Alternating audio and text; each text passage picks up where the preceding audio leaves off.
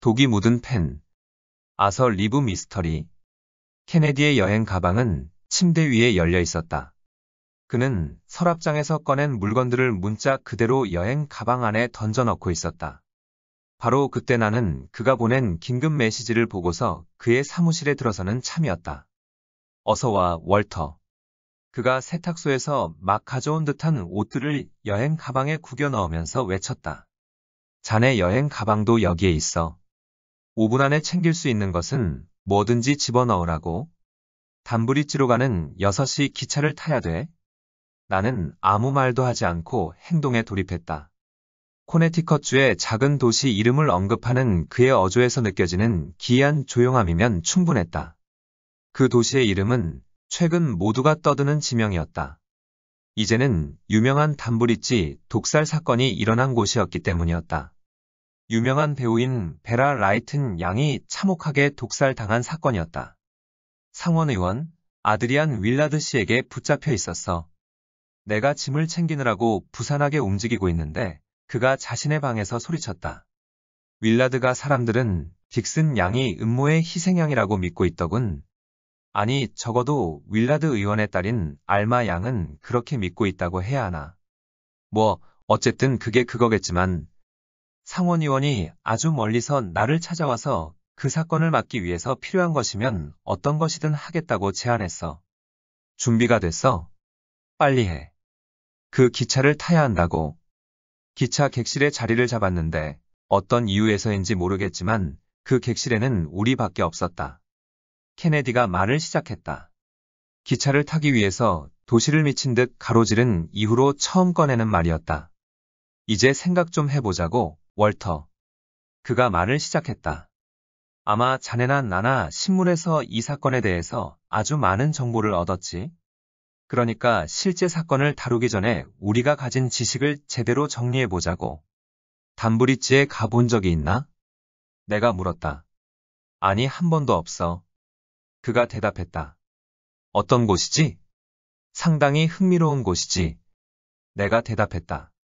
오래된 뉴잉글랜드의 전통과 유서 깊은 가문, 공장, 부와 가난이 있어. 그리고 그 위에 뉴욕 스타일에 대충 그렇게 부르면 될까? 문학과 음악, 예술이 어우러진 곳이야. 그렇게 표현하면 될 것 같아. 그렇군. 그가 말을 이었다. 나도 그럴 거라고 대충 예상하고 있었어. 그럼 지금 우리가 알고 있는 것들로 돌아가 보자고. 무대에서의 화려한 미래를 앞두고 있던 여자가 죽어가고 있었고 그것이 친구인 봉크루 부인에 의해서 발견되었어. 발견 순간 그녀는 온몸을 경련하고 있었고 거의 의식을 잃고 있었지. 서랍장 위에서 두통약 한 통과 암모니아가 담긴 병이 올려 있었지. 발견하자마자 봉크루 부인은 라이튼 양을 깨워보려고 노력했지만 아무런 소득이 없었어. 그녀는 암모니아 병의 냄새를 맡아보고 두통약을 맛봤어. 상당히 어리석은 짓이었지. 그래서 워터워스 박사가 그 집에 도착했을 때는 환자가 2명이 된 상태였어. 아니지. 내가 그의 말을 정정했다. 1명이 맞아. 왜냐하면 박사가 도착했을 때 라이튼 양은 이미 죽은 상태였거든. 그의 마지막 진술에 따르면 말이야. 그래, 그렇다고 하자고. 하나가 맞다고 하지. 여하튼 그가 도착했을 때 봉크루 부인은 아픈 상태였고 하녀들은 그 일에 대해서는 아는 바가 없었고 베라 라이튼 양은 이미 죽은 상태였어. 워터워스 박사 역시 암모니아의 냄새를 맡고 두통약을 조금 마셨어. 작은 단서나마 찾으려는 노력이었지만 역시 어리석은 짓이었어. 그래서 그는 자신을 포함해서 모두 2명의 환자를 치료해야 했지. 우리는 워터워스 박사를 만나볼 필요가 있어. 끔찍한 경험을 했으니 뭔가 알고 있을 거야. 어떻게 했는지 상상하기도 힘들지만 그는 결국 자신과 봉크루 부인이 중독되는 것을 막았어. 신문에 의하면 청산가리라고 했지만 우리가 직접 확인하기 전까지는 확신하면 안 될 거야. 요즘 드는 생각이 말야, 월터. 최근 신문들은 살인 사건과 관련해서 한 가지 규칙을 세운 것 같아. 의혹이 있으면 무조건 청산가리라고 말하자는 규칙. 그때 나는 케네디의 농담이 신문에 대한 그의 솔직한 의견을 드러내고 있음을 깨닫지 못했다. 나는 질문을 통해서 우리의 대화를 원래 궤도로 돌려놓았다. 딕슨 박사의 쪽지는 어때? 그래, 사건의 핵심적인 부분이 거기에 있을 것 같아. 딕슨 박사의 쪽지 말이지. 한번 그것에 대해서 이야기해볼까? 내가 제대로 아는 것이 맞다면 딕슨 박사는 훌륭한 명문가 출신이야. 엄청나게 부유한 집안은 아니지만 그는 뉴욕의 시립병원에서 인턴 과정을 하던 중 베라 라이튼 양을 알게 되었어. 라이튼 양이 예술가인 터르스턴과 이혼한 직후였지. 터르스턴은 이혼을 하고 담브리지를 떠났어. 그리고 딕슨 박사는 얼마 전 알마 윌라드 양과 만나서 약혼을 했어. 전체적으로 보자면 월터, 신문에 실린 사진으로 짐작해 본다면 알마 윌라드 양은 베라 라이튼 양과 매우 비슷하게 생겼어. 아름다움의 방식이 조금 다르기는 하지만 그래, 그것 역시 확인해 봐야겠지. 베라는 봄과 여름을 담브리지에서 보내기로 결정했어. 그녀의 친구이자 소설가인 봉크루 부인의 단촐한 별장에서. 그래, 맞아. 내가 끼어들었다. 담브리지에 대해서 알게 되면 이해가 되는 결정이지. 나도 자네가 외국에 나가 있는 동안 거기에서 여름을 보낸 적이 있거든. 그 도시에서는 모두가 모두의 일을 알고 있어. 거기에서는 주요한 직업 중 하나가 소문을 만들어내는 거야. 아마도 그 도시의 1인당 소문 생산량은 통계국을 놀라게 할 거야. 하지만 그 쪽지에 대해서 말하는 것을 피하지 말라고. 딕슨 박사가 직접 쓴 쪽지야. 그는 그 사실을 부인하고 있지만 이 약은 두통에 효과가 있습니다. 딕슨 박사 드림이라는 내용이지. 아주 확고한 증거라고 할 수 있지. 맞는 말이야. 그가 망설이듯 동의했다. 그렇지만 그 쪽지는 상당히 이상해, 안 그래? 암모니아 병 안에서 구겨진 상태로 발견되었거든. 신문 기자들이 중요한 것들을 아주 많이 놓치고 있어. 제대로 된 단서를 쫓고 있는 것도 아니고. 담브리지에서 우리가 처음 방문한 곳은 지방 검사 사무실이었다. 기차역에서 멀지 않은 중심가에 있는 곳이었다. 크레이그 케네디가 이미 검사에게 전보를 쳤기 때문에 그는 우리를 친절하게 맞았다. 그 도시 사람들이 윌라드 상원의원과 그와 연관된 모든 사람들을 굉장히 존중하고 있다는 것을 알 수 있었다. 봉크루 부인의 집에서 발견된 종이 쪽지를 보여달라고 요청한다면 너무 무리일까요? 젊고 활기찬 검사가 서류함을 꺼내더니 그 속에서 구겨진 쪽지를 집어 올렸다. 구겨진 쪽지는 편평하게 펼쳐져 있었다. 그 위에는 선명한 검은 글씨로 신문에 나온 그 문구를 담고 있었다. 이 약은 두통에 효과가 있습니다. 딕슨 박사, 필체는 어떤가요? 케네디가 검사에게 물었다. 검사가 몇 개의 편지를 꺼냈다. 아무래도 부인하기 힘들 것 같아요. 그가 약간 망설이는 태도로 대답했다. 그의 마음속으로는 딕슨 박사를 기소하는 것이 내키지 않는 것 같았다. 굉장히 많은 서류를 확보했습니다. 그래서 이 필체가 쪽지의 필체와 동일하다는 것을 부인하는 전문가를 찾을 수 없었죠. 그는 케네디가 편지의 내용을 살펴보기도 전에 급하게 그것들을 다시 넣었다. 케네디는 쪽지에 집중했다. 조금 더 상세한 조사를 위해서 내가 이 쪽지를 가지고 있어도 될까요? 물론 당신이 동의하는 조건과 시간에 맞춰서요. 검사가 고개를 끄덕였다. 상원의원의 편의를 봐드리기 위해서 불법적인 일이 아닌 한 모든 것을 도와드리고 싶습니다. 그가 말했다. 하지만 반면에 나는 여기에서 우리 주와 국가를 위한 의무를 수행하고 있습니다. 어떤 대가가 따른다고 해도요. 윌라드 가의 저택은 실질적으로 포위 상태에 놓여 있었다. 보스턴과 뉴욕에서 몰려든 기자들이 저택의 모든 문 앞에 진을 치고 카메라 플래시를 터뜨리고 있었다. 우리가 정식으로 초대를 받았음에도 불구하고 안으로 들어가는 것은 쉽지 않았다. 이미 창의적인 기자들이 법률가나 사법당국 담당자, 딕슨 박사의 심부름꾼이라는 등의 이유로 안으로 들어가려는 시도를 했기 때문이었다. 저택은 웅장한 구식의 건물로 높고 하얀 기둥과 청동 손잡이가 달린 현관문을 가지고 있었다. 굉장히 깔끔하게 다듬어진 덤불 숲을 지나서 현관으로 접근하는데 그 청동 손잡이가 눈을 부시게 만들었다. 윌라드 상원의원, 정확히는 전 상원의원이 서재에서 우리를 기다리고 있었다. 우리가 들어가고 잠시 후 그의 딸 알마 윌라드가 서재로 왔다. 그녀는 아버지처럼 키가 크고 절제와 위엄을 가진 여자였다. 그렇지만 뉴잉글랜드식 엄격하고 자제력을 강조하는 22년의 교육에 단련된 그녀의 얼굴도 평온한 삶을 산산조각낸 문제가 발생한 이후에 잠 못 드는 밤과 불안한 낮의 흔적을 미약하게 드러내고 있었다. 그럼에도 불구하고 그녀의 얼굴이 표현하고 있는 강인함과 결의는 감탄할 만했다.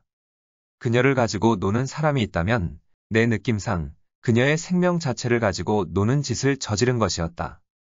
나중에 나는 그런 생각을 케네디에게 말했다. 딕슨 박사가 유죄라면 그녀에게서 그것을 숨길 권리가 우리에게는 없어. 진실이 아닌 그 어떤 것도 이미 자행된 범죄의 사악함을 더욱 암울하게 만들 뿐이야. 상원의원은 어두운 얼굴로 우리를 맞았고 부와 가문, 긍지, 전통에 대한 자긍심을 유지한 채 훌륭한 인간으로서 우리에게 모든 사실을 털어놓고 있다는 것을 알 수 있었다. 그 모든 행위는 딸, 알마 윌라드를 위한 것이었다. 이 가족에게 그 모든 것보다 우선하는 단 한 단어가 존재함이 명백했다. 의무감. 새로울 것이 없는 사실에 대한 이야기가 대부분이었던 대화를 마치고 방을 나서려는데 하슬리 포스트라는 젊은 남자가 서재로 들어왔다. 그는 우리에게 공손하게 허리를 숙여 인사했지만 그의 눈길이 알마에게만 향해 있으므로 볼 때 그의 방문 목적이 누구인지는 자명했다. 고인이 되신 하슬리 포스트의 아드님입니다. 이 도시의 커다란 은 가공 공장을 가지고 있는 포스트 앤드 반스 회사를 경영하고 있어요. 잘 아시겠지만 상원 의원이 설명했다. 내 딸과 이 청년은 아주 어린 시절부터 잘 알아왔어요. 아주 훌륭한 청년이죠. 나중에 알게 된 바에 따르면 상원 의원은 하슬리 포스트를 자신의 사위로 삼기 위해서 모든 노력을 기울였다. 그러나 그의 딸은 그 주제에 있어서 전혀 다른 시각을 가지고 있었다. 하슬리 포스트는 알마 윌라드가 방에서 나갈 때까지 기다렸다가 방문의 원래 목적을 밝혔다. 거의 속삭이는 목소리로 그녀가 방문 밖에서 엿듣지 못하도록 그가 말했다. 베라 라이튼의 전 남편에 대한 소문이 사람들 사이에서 돌고 있어요. 터르스턴이라는 예술가죠. 그녀가 죽기 직전 그가 여기에 왔었다고 합니다. 윌라드 상원의원이 몸을 앞으로 기울이더니 바로 딕슨 박사가 풀려나기라도 할 것 같은 표정을 지었다. 우리는 아무 말도 하지 않았다. 그리고 소문에 의하면 딕슨 박사의 부정한 행위 때문에 자신이 고통을 겪었다면서 한바탕 소란을 일으키겠다고 협박을 했다더군요. 그것이 사실인지 아닌지에 대해서 나는 잘 모릅니다. 하지만 이번 사건에 대해서 담브리지에서 어떤 소문이 은밀히 돌고 있는지 아셔야 할 것 같아서 말씀드리러 왔습니다. 저택 정문을 나온 후 우리를 끝까지 쫓아온 기자들을 떨친 지 얼마 되지 않아 우리는 봉크루 부인을 보기 위해서 그녀의 별장을 찾았다. 상당히 큰 고통을 겪었음에도 불구하고 그녀는 훨씬 나아진 상태였다. 그녀는 정말 손톱만큼의 독을 먹었지만 그것이 얼마나 치명적인지 몸으로 증명한 바 있었다. 당신 생각에 라이튼 양에게 적이 있었나요? 직업적으로나 개인적으로나 그녀를 질투하거나 미워했던 사람이 있었나요? 딕슨 박사가 그녀의 적이었다고 말하는 것은 용납할 수 없어요. 그녀가 뭔가 방어적인 태도로 대답했다. 하지만 터르스턴 씨는요? 케네디가 재빨리 물었다.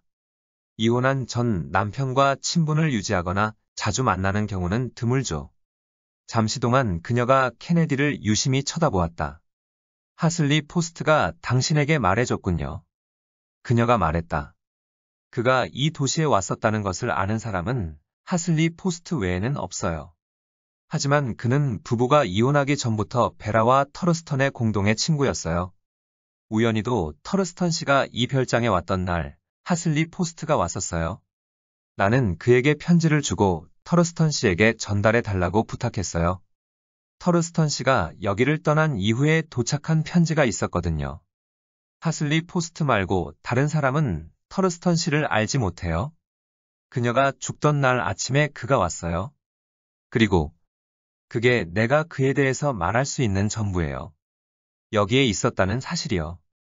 그가 왜 왔는지, 그리고 그가 어디로 갔는지 나는 몰라요. 우리가 조사해 봐야 할 일들이군요. 케네디가 그렇게 대답하고 봉크루 부인과 헤어졌다. 이제 모든 사실을 다 모았어. 이제 우리 조사에서 다음 할 일은 워터워스를 보는 것이지. 우리가 박사의 집에 도착했을 때 그는 아직도 침대에 누워 있었다. 사실 모험의 결과 상처를 입은 것이었다. 그는 지금까지 우리가 모은 사실과 이야기에 대해서 수정할 것이 거의 없었다. 그러나 중독 현상의 세부 사항에 대해서 그는 기꺼이 많은 이야기를 해줬다. 암모니아가 담긴 병에 대한 이야기는 사실인가요? 케네디가 물었다. 그래요. 그가 대답했다. 서랍장 위에 놓여 있었고 그 안에는 구겨진 쪽지가 하나 있었어요. 신문에서 이야기하는 그대로요. 그게 왜 거기에 있었는지 알 수 없었나요? 신문에는 아무것도 모르겠다고 말하셨다고 하더군요. 나는 그렇게 말한 적 없어요. 짐작은 할 수 있으니까요. 암모니아 증기는 이런 종류의 독약에 대한 해독제 역할을 하거든요. 하지만 베라 라이튼 양은 그 사실을 몰랐을 텐데요. 케네디가 그 점을 지적했다. 그렇죠. 그럴 리 없죠. 하지만 그녀는 두통약 가루를 먹을 다음에 현기증을 느끼고 그것에 암모니아 냄새가 효과를 발휘할 수도 있다는 건 알았을 거예요. 아마도 그녀는 탄산암모늄에 대해서 생각했을 수도 있죠. 잘은 모르지만요. 하지만 대부분의 사람들은 암모니아 냄새가 이런 종류의 현기증에 좋다는 것을 알고 있어요. 청산가리나 독약에 대한 지식은 없다고 해도요. 그러면 청산가리가 맞았나요? 크레이그 케네디가 의사의 말을 끊었다. 맞아요. 그가 천천히 대답했다. 문제가 된 독약에 너무 노출된 결과 그가 육체적이고도 심적인 괴로움을 겪고 있다는 것이 뚜렷해 보였다. 정확히 어떤 일이 일어났는지 자세하게 말씀드리죠, 케네디 교수님. 라이튼 양을 진료해 달라는 요청을 받고서 그 집에 갔을 때 그녀는 침대에 누워 있었어요. 나는 그녀의 턱을 억지로 벌렸는데 청산가리의 향긋한 냄새가 희미하게 느껴졌어요. 그래서 그녀가 무엇을 먹었는지 짐작할 수 있었지만 그녀는 바로 죽었어요. 옆방에서 누군가 우는 소리가 들렸어요. 하녀 말로는 그것이 봉크루 부인의 울음소리고 그녀 역시 위독한 상태라고 하더군요. 나는 그녀의 방으로 달려갔죠. 고통 때문에 그녀가 제정신이 아닌 상태에서 나에게 대항했지만 겨우 그녀를 진정시켰어요. 나는 그녀를 끌고 욕실로 가면서 라이튼 양의 방을 지나쳤어요. 그녀를 데리고 가면서 무슨 일인가요? 라고 물었어요. 나도 그걸 조금 먹었어요.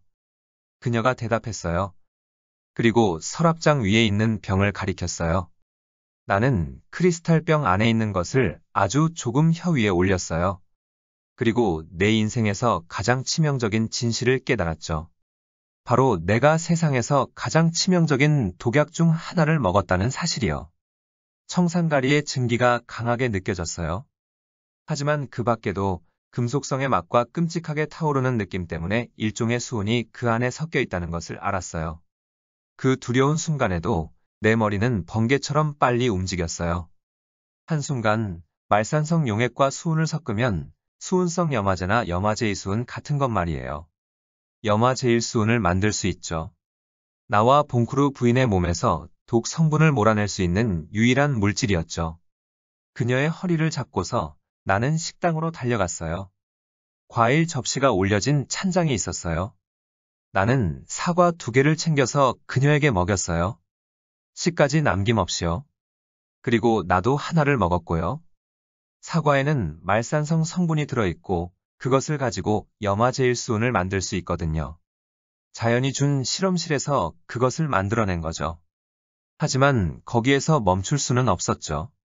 서둘러 청산가리를 중화시켜야 했거든요.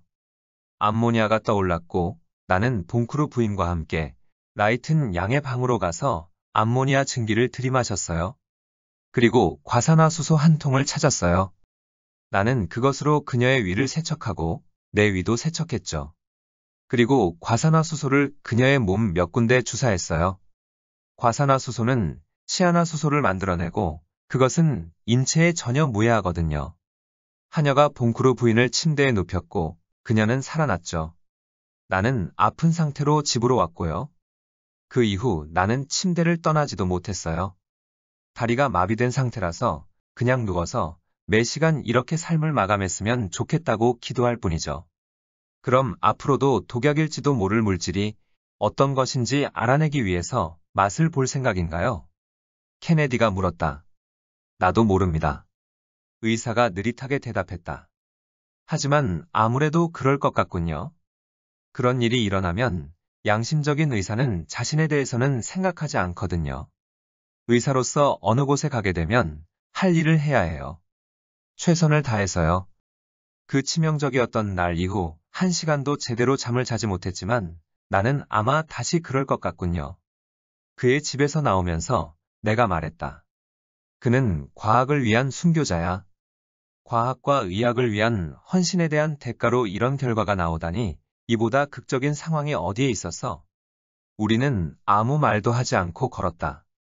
월터, 딕슨의 쪽지를 직접 목격했음에도 불구하고 저 의사가 딕슨을 비난하는 말은 한마디도 하지 않았다는 것을 깨달았어. 분명히 이 담브리지에는 딕슨을 지지하는 사람이 꽤 많은 것 같아. 물론 적도 많지만 다음날 아침까지 우리는 조사를 계속했다. 우리는 딕슨의 변호사인 레랜드를 찾아가서 그와 함께 시립교도소에 갇힌 딕슨을 만났다. 그는 맑은 눈에 단정한 이목구비를 지닌 청년이었다. 알마 윌러드의 신뢰가 내게 만들어낸 선입견 말고 그에게서 가장 인상적인 사실은 그가 보여준 용기였다. 그가 유죄이든 무죄이든 그 용기 자체만은 높이 살만했다. 아무리 무고한 사람이라도 자신에게 불리한 정황 증거와 자신에 대한 대중의 비난에 직면하면 충격을 받기 마련이다. 주위 사람이 그를 아무리 신뢰한다고 해도 말이다. 그러나 딕슨은 아주 의연했다. 그의 변호사 레랜드는 상당히 활발하게 변호 활동을 하고 있었다. 젊은 의사가 체포당하자마자 그는 딕슨의 개인적인 편지들 상당수를 확보했다. 물론 검사 측에서도 편지 일부를 가져갔지만 그 편지들의 내용은 밝혀지지 않았다. 케네디는 온종일 터르스턴의 행적을 추적했다. 중요하다고 볼 만한 것은 하나도 밝혀지지 않았고 심지어 이웃 도시에서 청산가리나 그 재료를 사간 사람이 없었는지 조사했지만 그런 사실은 없었다. 그 사이 도시에서 도는 소문을 듣고 다니던 기자가 봉크루 부인의 별장이 포스트 집안의 소유라는 것을 밝혀냈다. 그리고 그 부동산의 관리자인 하슬리 포스트가 집세를 받아가는 것이라고 보기에는 너무 자주 그 집을 방문했다는 이야기도 있었다. 그 기자가 암시한 바에 따르면 집주인과 임대인이 과도할 정도로 좋은 사이였다는 소문이 돌았지만 봉크루 부인은 냉정한 태도를 유지하면서 마음속 소용돌이치는 분노를 가라앉혔다. 아무 결과도 내지 못한 수색을 하루 동안 수행한 후 우리는 페어필드 호텔의 휴게실에 앉아 있었다. 그때 레랜드 변호가가 우리를 찾아왔다. 그의 얼굴은 상당히 창백했다. 아무 말도 하지 않고 그가 우리의 팔을 잡고 중심가를 건넌 후 자신의 사무실로 이어진 계단으로 이끌었다. 그러더니 그가 사무실 문을 잠갔다. 무슨 일입니까? 케네디가 물었다. 이 사건을 맡은 이후 나는 내 의뢰인이 무고하다고 진심으로 믿어왔어요. 지금도 그렇게 믿고 있고요. 하지만 내 믿음이 상당히 크게 흔들렸어요. 내가 방금 전에 발견한 것을 여러분에게도 알리는 것이 좋겠다고 생각해요. 이전에 말씀드린 바와 같이 우리는 딕슨 박사의 편지 대부분을 확보했어요. 그동안은 그것들을 읽을 시간이 없었어요. 하지만 오늘 밤 그것들을 읽기 시작했어요. 지금 이건 베라 라이튼 양에게서 온 편지예요. 잘 보면 그녀가 죽은 날짜에 쓰였죠. 그가 편지를 우리 앞에 내려놓았다. 여자의 필체에 이상한 색상의 회색빛이 도는 검정 잉크로 쓰여진 편지였다. 해리스에게 우리가 지금까지 좋은 친구였다는 사실에 대해서 서로 동의하지 않기로 동의했기 때문에 우리는 연인이 아니에요. 당신의 새로운 연인을 비난하고 내 분노를 드러내기 위해서 이 편지를 쓰는 것은 아니에요. 물론 예전 사랑이 떠난 바로 직후에 얻은 새로운 사랑이지만 내 생각에 불쌍한 배우보다는 알마 윌러드가 당신의 부인으로서 나을 거예요. 여자 배우란 이 청교도적인 지역에서는 경멸의 대상이 되니까요. 하지만 이 모든 것과 관련해서 내가 당신에게 경고할 것이 있어요. 지금 당장요. 터르스턴 씨를 조심하지 않으면 우리는 궁지에 올릴 위험에 처해 있어요. 그 사람을 남편이라고 부를 뻔했군요. 그가 하는 말이 사실인지 아닌지 모르겠지만 그가 뉴욕에서 나를 찾아왔어요. 그리고 우리의 이혼의 적법성에 의문의 여지가 있다고 말했어요. 내가 그에게 이혼 소송을 걸었을 때 당신도 기억하겠지만 그는 남부에 있었어요. 그래서 나는 이혼 서류를 조지아주에 있는 그에게 보냈었죠. 지금 그의 말로는 그 서류 절차에 하자가 있기 때문에 이혼을 무효화할 수 있다고 했어요. 만약 그렇게 되면 당신은 나와의 부정한 관계로 고발당할 수도 있어요. 지금 나쁜 의도로 당신에게 편지를 쓰는 것이 아니에요. 다만 현재 일이 어떻게 돌아가고 있는지 알려주려는 것뿐이에요. 만약 우리가 결혼을 했다면 나는 중혼죄로 처벌받았을 거예요. 어쨌든 만약 가능하다면 터르스턴 씨는 끔찍한 문제를 일으킬 수 있어요. 아, 해리스. 만약 그가 뭔가를 요구한다면 그와 협상해 줄 수 없나요? 얼마 전까지만 해도 우리가 세상에서 가장 행복한 사람들이라고 생각했다는 사실을 기억해줘요. 적어도 나는 그랬어요. 나를 버리지 말아요. 아니면 나는 매일 해가 떠서 질 때까지 당신을 원망할 거예요. 나는 제정신이 아니고 지금 무슨 소리를 쓰고 있는지도 몰라요. 머리가 아파요. 하지만 내 가슴은 산산조각 났어요. 해리스, 나는 여전히 당신 것이고 당신은 내 가슴속 깊은 곳에 있어요. 새 옷을 입고 헌 옷을 버리는 것처럼 나를 대하지 말아요.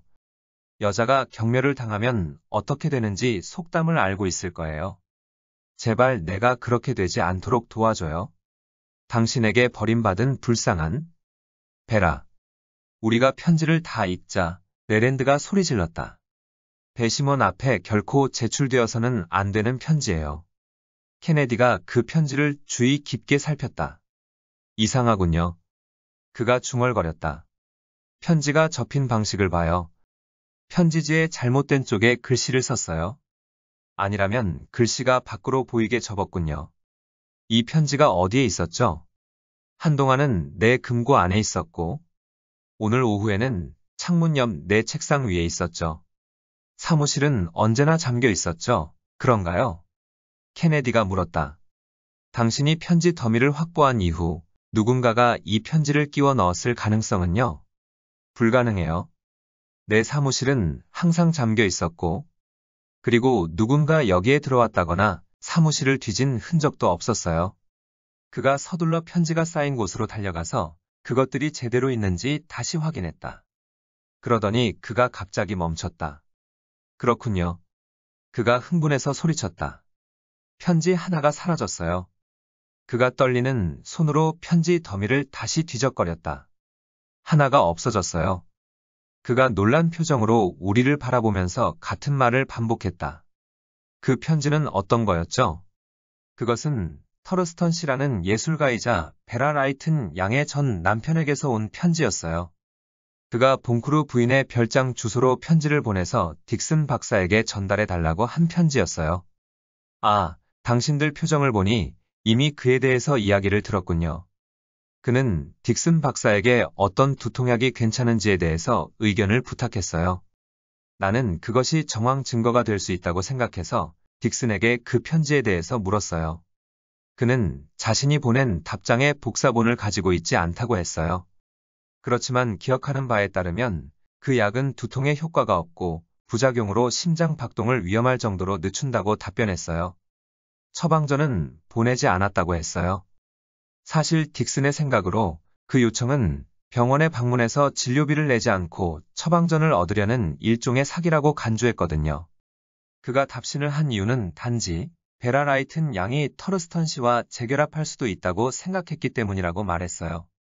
터르스턴 씨가 보낸 편지를 찾을 수 없군요. 그것이 사라졌어요. 우리는 놀라서 서로를 바라보았다. 이상하군요. 만약 딕슨이 라이튼 양을 해칠 계획을 세웠다면 그녀가 보지 못하도록 만들었어야 할 텐데요. 케네디가 생각에 잠겨 중얼거렸다. 왜 딕슨 박사가 그 편지를 없애지 않았을까요? 내 생각에도 이상한 일이군요. 레랜드가 말했다. 누군가 여기로 들어와서 터르스턴의 편지를 가져간 후 라이튼 양의 편지를 놔둔 것일까요? 케네디는 아무 말도 하지 않고 편지를 자세하게 조사했다.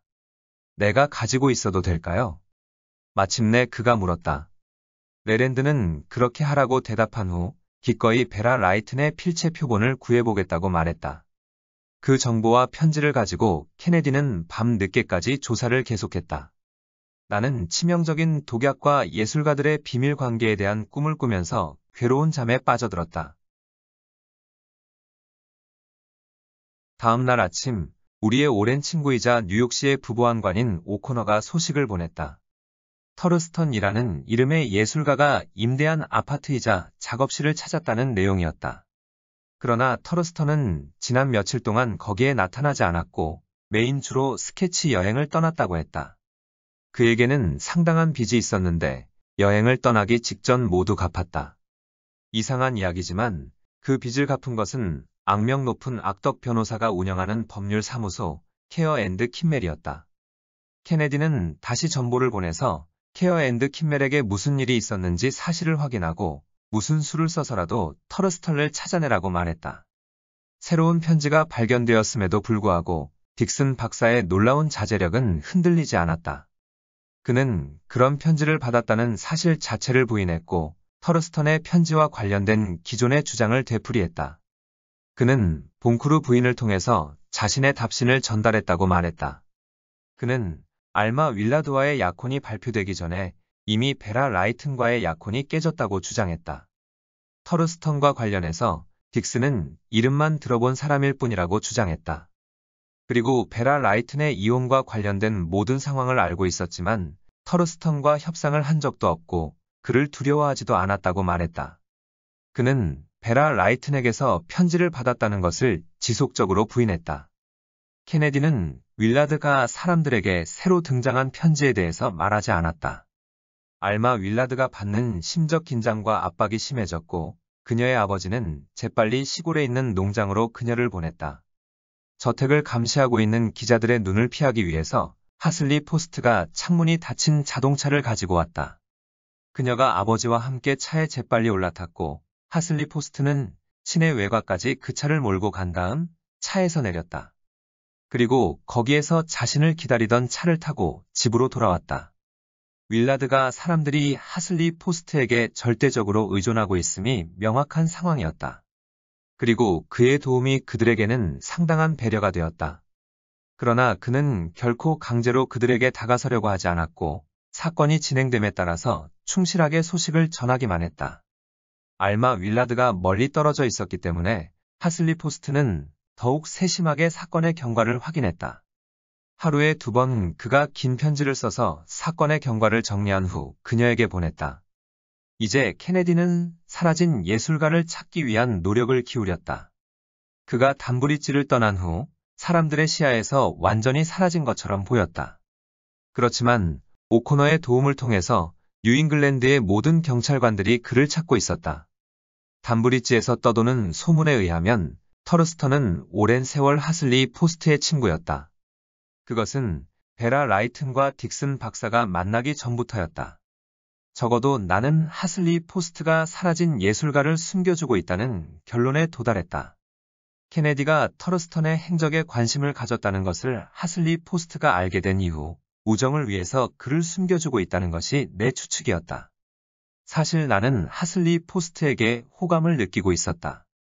그는 윌라드가 사람들을 크게 배려하고 있었고 그들이 사람들에게 들키지 않고 뭔가를 하고자 할 때면 하슬리가 한시도 지체하지 않고 그들을 도왔기 때문이었다. 터르스턴에 대한 소식이 없이 이틀이 지났다. 케네디는 명백히 초조해하고 있었다.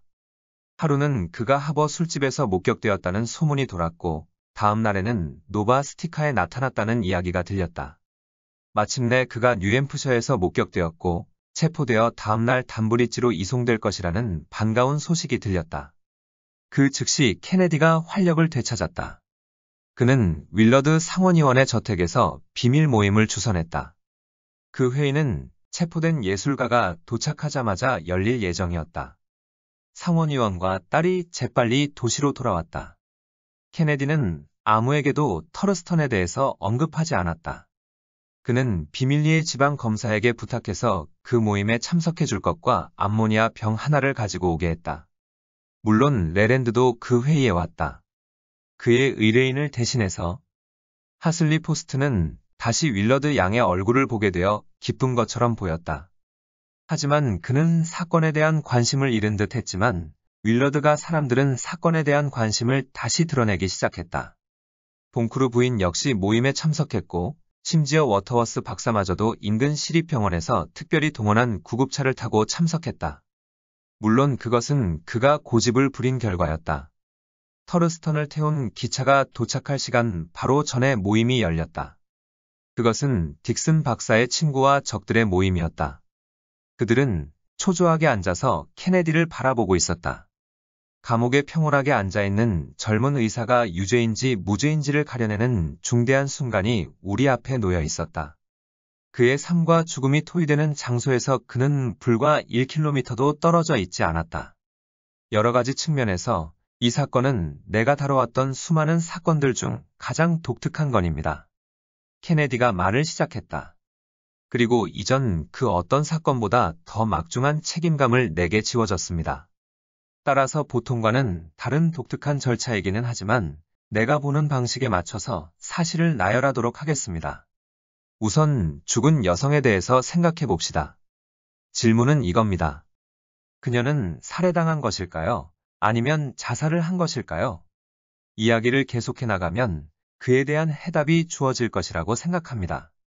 라이튼 양은 모두들 아시다시피 2년 전에는 버게스 터르스턴 부인이었습니다. 터르스턴 부부는 각자 강한 기질을 가지고 있었고 그런 상황은 꽤 자주 이혼으로 이어집니다. 이번 경우 또한 그랬습니다. 터르스턴 부인은 터르스턴 씨가 다른 여성에게 과도한 관심을 보이고 있다는 사실을 발견했습니다. 그녀는 뉴욕에서 이혼 소송을 제기했고 터르스턴 씨는 당시 머무르던 남부지방에서 그 통보를 받았습니다. 적어도 이것이 터르스턴 씨의 변호사가 말한 사실입니다. 이제 이 사건의 놀라운 국면이 전개됩니다. 케어 앤드 키멜 법률사무소가 얼마 전부터 이 이혼 소송의 적법성에 대한 조사를 시작했습니다.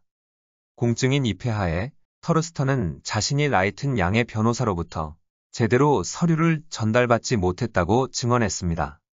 그러나 그녀의 변호사는 죽었지만 남부 지방까지 가서 서류를 전달한 대리인은 살아있습니다. 그가 뉴욕으로 와서 자신이 이혼 서류를 제대로 전달했다고 객관적으로 증언했습니다. 여기에서 악덕 변호사 모세 킴멜의 야비함이 빛을 발합니다. 그는 남부 지방으로 간 대리인으로 하여금 이혼 서류를 전달받은 사람을 확인하도록 만듭니다.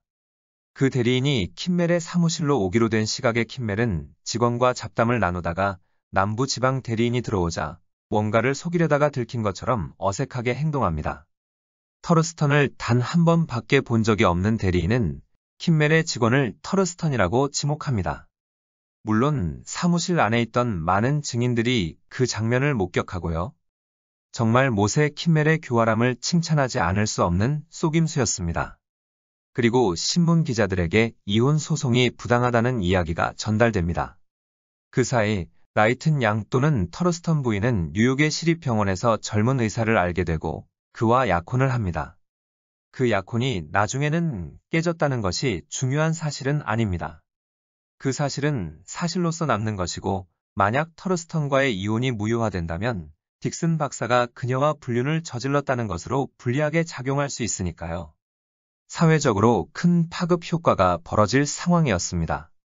담브리지처럼 작고 조용한 도시가 그 소식에 얼마나 들썩거릴지는 제가 말하지 않아도 모두들 짐작할 수 있으실 겁니다.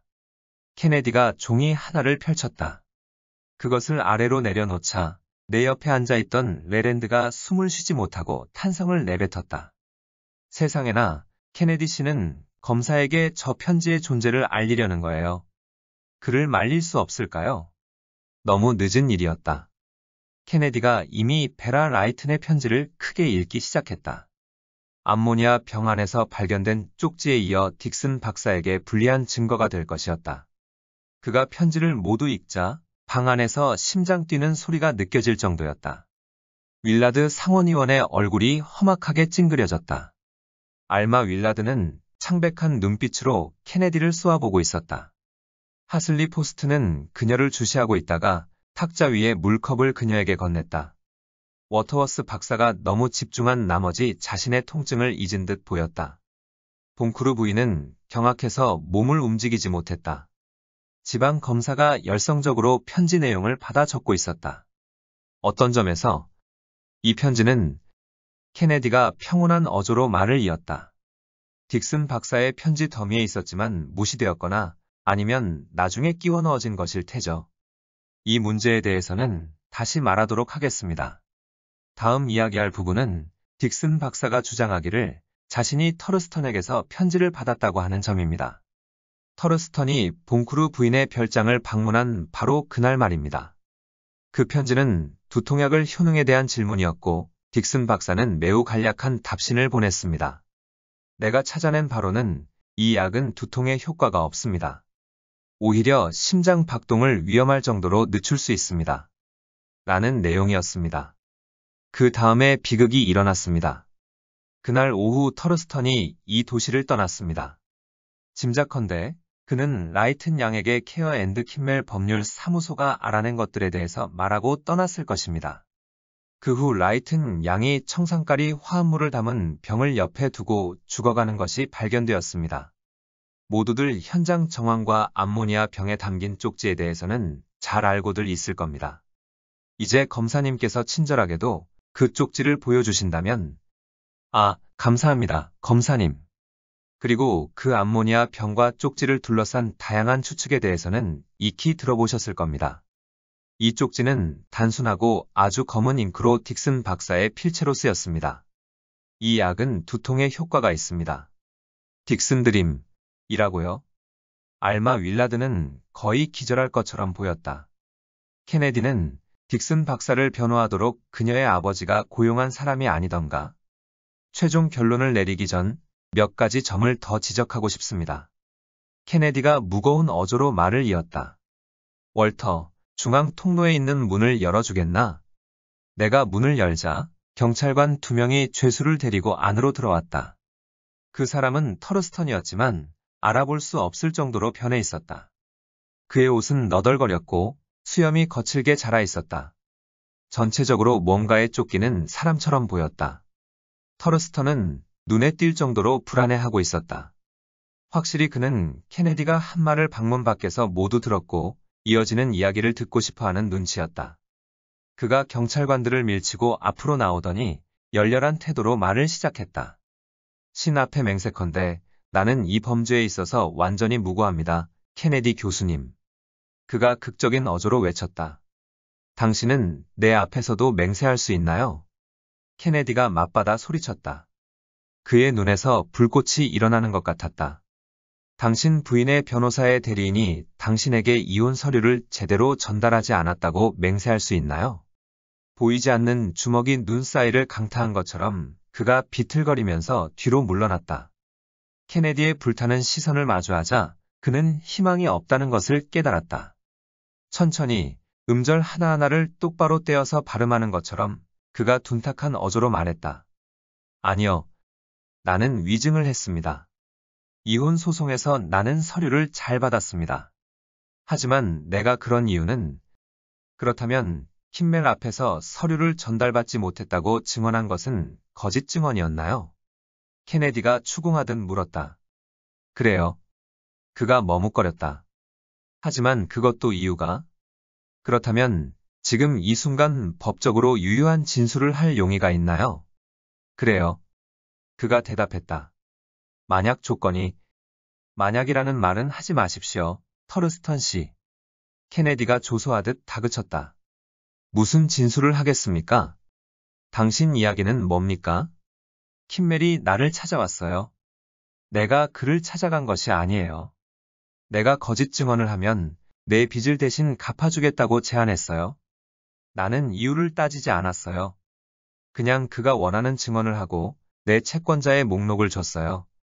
모든 빚이 청산될 때까지 기다렸고 그런데 양심상 도저히 그런 쓰레기 같은 인간이 양심이라는 단어를 말하는 것에 분노가 치밀었다. 그래서인지 잠시 동안 그 단어가 그의 목구멍에 걸려서 나오지 못했다. 그가 주위를 둘러보면서 자신이 우리들에게 얼마나 괴물처럼 비치는지 깨달은 것 같았다. 그러다가 양심 때문에 괴로워졌어요. 그래서 베라를 찾아가기로 결심했어요. 모든 것을 말하고 내가 거짓 증언을 했다고 진술하는 것이 필요할지 물어보기로 했어요. 그녀를 찾아갔어요. 모든 것을 말하자 그녀가 나를 경멸하면서 화를 내더군요. 그리고 확실한 것은 내가 떠날 때 한 남자가 들어왔어요. 이젠 모세 킴멜의 말을 들음으로써 내가 얼마나 더러운 죄를 지었는지 잘 알고 있어요. 나는 도망쳤어요. 메인주로 도망쳤어요. 여행을 했어요. 시간이 흐르면서 돈이 떨어졌고 결국 경찰에 잡혀서 여기로 돌아왔어요. 그가 말을 멈추더니 의자에 쓰러지듯 주저앉았다. 그가 손으로 얼굴을 감쌌다. 가능한 이야기군요. 레랜드가 내 귀에 속삭였다. 케네디는 재빨리 행동했다. 경찰관들에게 터러스턴 옆에 앉으라고 손짓한 다음 그가 탁자 위에 놓인 병의 뚜껑을 열었다. 마치 희망이 알마 윌라드의 가슴속에 되살아난 것처럼 그녀의 뺨에 생기가 돌아왔다. 하슬리 포스트는 그녀에 대한 구애가 또다시 거절당했다고 느끼는 것처럼 보였다. 이 사건과 관련된 편지들을 같이 살펴봐 주셨으면 합니다. 케네디가 말을 이었다. 방금 전 내가 읽은 라이튼 양에게서 온 편지를 예로 들어보죠. 그 편지는 터러스턴의 편지가 사라진 다음 신비한 방식으로 발견됐죠. 그가 작은 병에 펜을 담근 다음 종이 위에 글자를 적었다. 크로스사의 두통약에 대한 당신의 의견은 무엇입니까? 신경성 두통에 쓰도록 추천하시겠습니까? 버게스 터러스턴, 봉크루 부인 참조. 케네디가 그 종이를 들어 올려서 모두가 그것을 볼 수 있도록 했다. 그 내용은 딕슨 박사의 주장으로 터러스턴이 자신에게 보낸 편지였고 사라진 편지의 내용이었다. 그러더니 그가 다른 펜을 두 번째 병에 담갔다. 그리고 다른 종이에 뭔가를 적었다. 그가 그 종이를 들어 올렸지만 그것은 빈 종이었다. 이제 간단한 시연을 여러분께 보여드리겠습니다. 성공적인 시연이 돼서 여러분께 도움이 되기를 바라면서요. 그가 말을 이었다. 이제 저쪽 창문으로 햇빛이 들어오고 있습니다. 나는 이 두 장의 종이를 창가에 두겠습니다. 완벽한 시연을 위해서는 시간이 아주 오래 걸리겠지만 어느 정도의 시간만으로도 제가 말하는 핵심은 보여드릴 수 있을 겁니다. 약 15분 동안 우리는 조용히 앉아서 그의 행동이 무슨 의미일지 생각했다. 마침내 그가 우리를 창문 쪽으로 이끌었다. 우리가 그쪽으로 가는 사이 그가 말했다. 첫 번째 종이에는 알칼리 용액을 사용해서 글자를 적었습니다.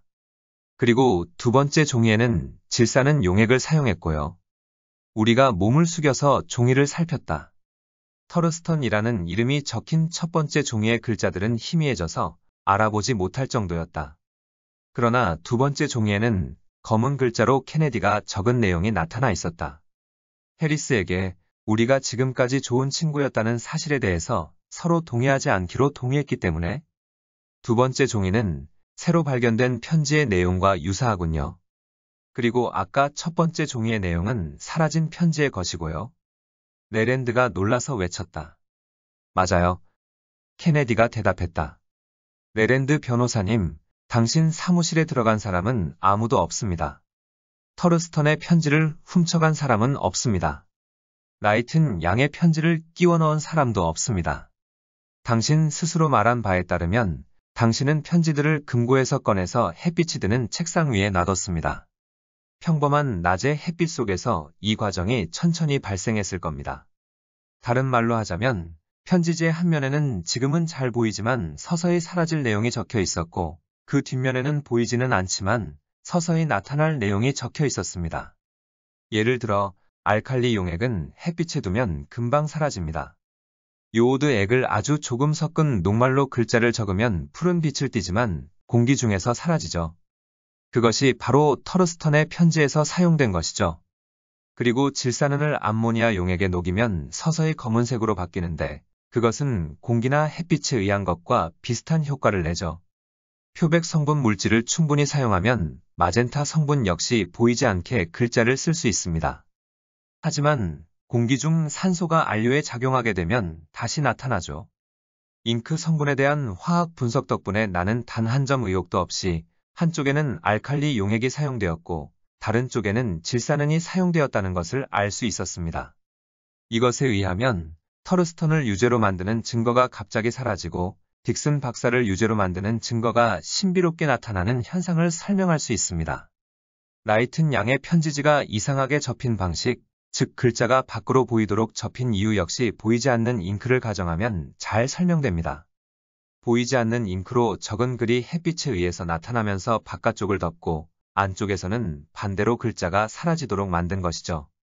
내 생각으로는 경찰로 하여금 현재의 혐의자를 더욱 의심하도록 만들고 원래 사건의 진실로부터 멀어지도록 만들려는 의도에서 기획된 것이겠죠. 우리는 서로를 쳐다보았다. 터르스턴이 불안하게 입술을 열었다 닫았다 했다. 마치 뭔가 할 말이 있지만 적당한 단어를 찾을 수 없는 것 같았다. 마지막으로 베라 라이튼의 서랍장 위 암모니아 병 속에서 구겨진 채 발견된 쪽지에 대해서 이야기해보죠. 뭔가를 말하려고 혈안이 된 터르스턴을 무시한 케네디가 말을 이었다. 여기 염화 암모늄과 생석회를 섞은 유리관을 가지고 왔습니다. 거기에 물을 조금 넣은 다음 데우도록 하겠습니다. 이렇게 하면 암모니아 증기가 발생하게 됩니다. 그리고 세 번째 종이의 한 면에 수온을 함유한 질산은으로 글자를 적겠습니다. 지금 보시는 것처럼 글자를 적고 있지만 아무것도 남지 않습니다. 그것을 접어서 유리관 앞에 넣고 몇 초 후에 다시 꺼내겠습니다. 이렇게 하면 질산은을 햇빛에 오랜 시간 노출했을 때와 비슷한 효과를 매우 빠르게 낼 수 있죠. 암모니아 증기가 검은 질산제일수은의 침전물을 형성하고 지우기 힘든 또렷한 검은 글씨를 만들어내는 것이죠. 기술적으로 말하자면 이것은 보이지 않는 잉크라고 할 수 있습니다. 우리는 몸을 숙여서 그가 적은 것을 읽었다. 그것인 딕슨을 유죄로 만든 그 내용이었다. 이 약은 두통에 효과가 있습니다. 딕슨 박사. 그때 하인이 뉴욕에서 온 전보를 들고 왔다. 하던 말을 바로 멈춘 케네디가 그것을 찢어서 열었다. 서둘러 내용을 읽은 후 주머니에 넣고 이야기를 계속했다. 여기 네 번째 병에 나는 염화철 용액을 넣었습니다. 농도를 조절해서 글씨를 쓰면 마를 때까지는 보이지 않습니다. 그가 서둘러서 말을 이었다. 그리고 이 네 번째 종이에 몇 글자를 적겠습니다. 이렇게 보면 아무런 흔적도 남지 않습니다. 하지만 청산가리 증기에 닿으면 붉은색으로 변하는 특이한 성질을 지니고 있습니다. 여기 목이 긴 플라스크 안에 칼륨화 청산가리를 넣고 황산을 섞으면 증기가 발생하게 되죠. 뒤로 물러나세요, 워터워스 박사님. 당신 상황에서는 아주 조금이라도 이 증기를 마시게 되면 치명적일 수 있습니다. 아, 보시죠. 제가 종이에 적은 것들이 붉게 변했습니다. 그러더니 우리가 마음속으로 지금까지 보고 들은 사실들을 소화할 시간도 주지 않은 채 붉은 글씨가 나타난 종이를 집은 케네디가 그것을 암모니아 병 안에 넣었다. 그것을 다시 꺼내자 그것은 하얀 종이가 되었다. 플라스크에서 나온 기체에 노출되어 나타났던 붉은 자국들이 암모니아 증기의 효과로 모두 사라졌다. 말끔하게 사라져서 흔적조차 남지 않았다. 이런 식으로 청산가리 증기와 암모니아 증기를 사용하면 자국들이 나타나게 하거나 사라지게 할 수 있습니다. 딕슨 박사의 이름으로 된 이 쪽지를 쓴 사람은 터르스턴의 편지의 답신으로 딕슨 박사가 쓴 편지를 가지고 있었을 겁니다. 이 약은 두통에 효과가 없습니다. 라는 글자들을 딕슨이 직접 쓴 편지였죠. 그 사람은 글자 모양을 그대로 흉내내서 썼을 겁니다. 얇은 종이 한 장을 딕슨의 편지 위에 댄 다음 그대로 베껴 쓰는 방식으로 말이죠. 그리고 없습니다, 대신 있습니다 라고 쓴 것이죠. 그리고 딕슨 박사가 터르스턴에게 보낸 답신 자체는 없앴겠죠. 하지만 그 사람이 잊은 것이 하나 있죠. 비록 청산가리 증기를 사용해서 붉은 글씨가 나타나도록 만들고 베라 라이튼 양이 그 쪽지를 암모니아 병 안에 넣도록 유도해서 글씨를 다시 사라지도록 했고 딕슨 박사의 필체를 흉내내서 질산제일수은으로 쓴 글씨가 암모니아와 접촉하면서 쪽지의 한 면에 나타나도록 만드는 것에 성공했지만 한 가지를 잊었죠. 케네디는 이제 아주 큰 목소리로 말하고 있었다. 청산가리 증기를 사용하면 암모니아 증기로 지워버린 글자들을 다시 나타나게 할 수 있고 그것이 자신을 용의자로 지목할 수 있다는 사실을 잊은 것이죠. 검사가 뭐라고 말을 하기도 전에 케네디가 범죄 현장에서 발견된 쪽지를 집어 올렸다. 죽어가는 여자 옆 암모니아 병 안에 구겨져 있던 쪽지이자 법정 증거물로 채택된 바로 그 쪽지였다. 그러더니 청산가리 증기가 나오고 있는 목이 긴 플라스크 안에 집어넣었다. 걱정하지 마세요. 그가 이제 화를 내고 있는 검사를 달래는 듯 말했다. 딕슨의 글씨에는 아무런 영향도 없을 겁니다. 이제는 영구적으로 새겨진 것이나 마찬가지거든요. 그가 쪽지를 다시 꺼내자 양쪽 면에 글씨가 나타났다. 검정색의 원래 글씨가 한쪽 면에, 붉은색의 글씨가 다른 면에 나타났다. 우리는 그 주위에 모여들었다. 케네디가 우리의 호기심을 풀어주겠다는 듯 큰 소리로 글씨를 읽었다. 두통약 가루를 먹기 전에 이 종이에 쌓인 내용물을 따뜻한 물이 담긴 병 안에 넣어요. 케네디가 말했다. 분명 이 종이는 염화암모늄과 생석회를 싼 것 포장지였던 것이 확실합니다. 종이와 내용물을 모두 물속에 넣어요. 그리고 약 때문에 현기증을 느끼게 되면 암모니아가 정신을 차리게 도와줄 거예요. 두통약 가루 한 스푼이면 충분할 거예요. 그 지시문에는 아무런 서명도 없었다.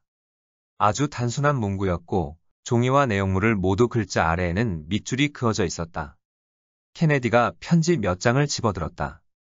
나는 이 사건과 관련된 사람들의 필체가 담긴 편지들을 모았습니다. 인간이 아닌 악마 같은 사람이 쓴 죽음의 증명서에 적힌 붉은 글씨에 해당되는 편지 하나를 찾을 수 있더군요. 하지만 그것의 판별에 대해서는 재판 과정에서 전문가에게 일임하려고 합니다. 터르스턴, 당신이 봉크루 부인의 집을 나설 때 들어온 사람이 누구였나요? 늘 그 집에 오던 방문자였겠죠. 터르스턴은 아직 평정심을 회복하지 못하고 있었다. 그러나 떨리는 손가락으로 하슬리 포스트를 가리켰다. 그렇습니다. 신사 숙녀 여러분. 케네디가 뉴욕에서 온 전보를 주머니에서 꺼내 탁자 위로 던지면서 소리쳤다. 그래요. 케어 앤드 킴멜 법률 사무소의 터러스턴 부부의 이혼 소송을 재조사하도록 의뢰한 장본인은 하슬리 포스트였습니다. 베라 라이튼의 숨겨진 연인이었고 단브릿지를 떠들썩하게 할 추문의 주인공이 될 뻔 한 사람이죠. 대학에서 화학을 전공했고 보이지 않는 잉크에 관심이 많았으며 베라 라이튼의 편지와 딕슨 박사의 편지 등을 위조하고 질사능과 청산가리를 능숙하게 다룬 사람입니다. 포스트 앤드 반스 회사의 손실을 만회하기 위해서 윌러드 가의 재산을 노렸고 알마 윌러드 양의 사랑을 쟁취하기 위해서 딕슨 박사와 경쟁을 벌였죠. 독이 묻은 펜을 교묘하게 사용한 사람이 바로 하슬리 포스트입니다. 딕슨 박사는 무죄입니다.